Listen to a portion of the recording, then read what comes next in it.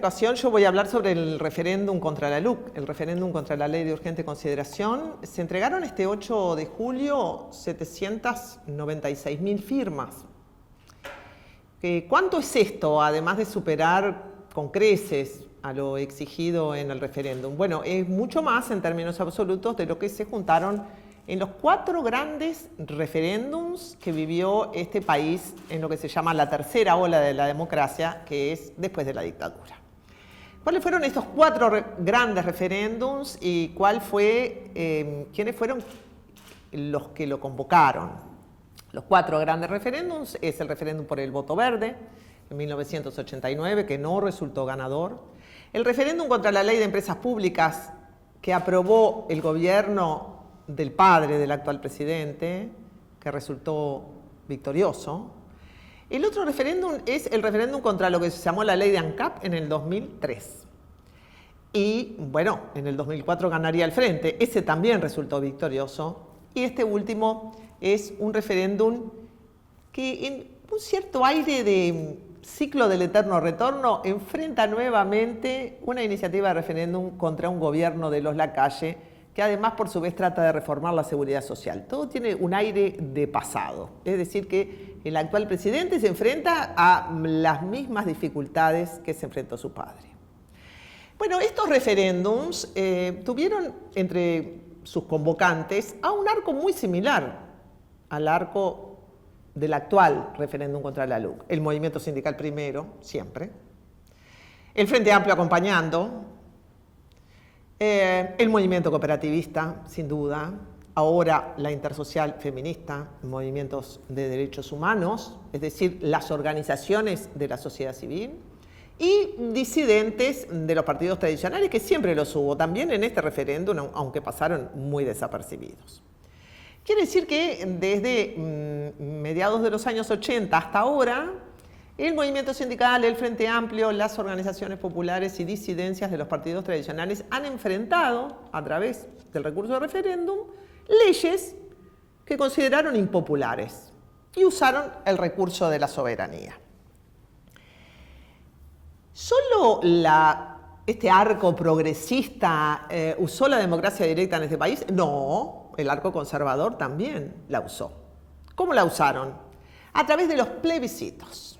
Pero los plebiscitos son mucho menos exigentes que los referéndums. Para hacer un referéndum, uno necesita juntar el 25% de las voluntades del padrón electoral. Si yo se lo tuviera que decir en términos sencillos, 1 de cada 3 uruguayos adultos votó a favor de derogar la LUC. Firmó para derogar 1 de cada 3. Es mucha gente, es mucha gente. En cambio, los plebiscitos uno solo tiene que juntar 1 de cada 10. Solo tiene que juntar el 10%. Entonces, ¿qué hizo el arco conservador cuando el Frente Amplio fue gobierno? ¿Cuál fue su manera de oponerse? Bueno, la vía de la democracia directa no fue lo suyo.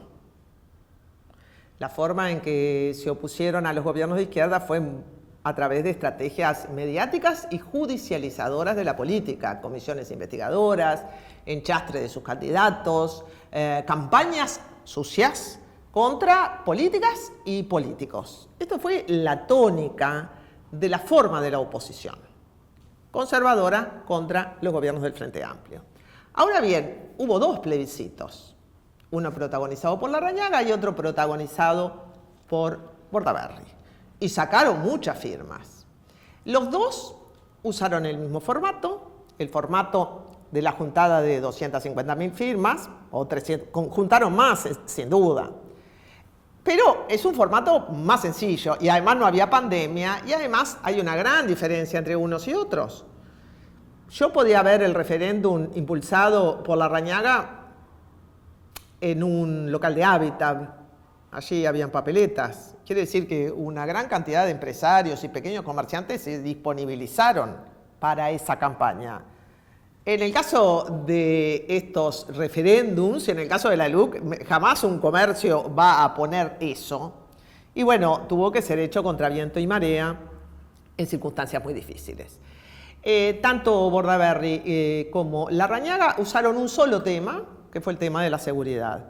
Perdieron. no por tanto, pero perdieron, pero usaron un mecanismo más acotado. Ahora, el arco conservador también quiso hacer referéndums por la vía corta, por lo que se llama la vía corta. Los dos fueron contra políticas a favor de las mujeres y de la diversidad. Uno fue contra la despenalización del aborto y el otro fue contra la ley trans.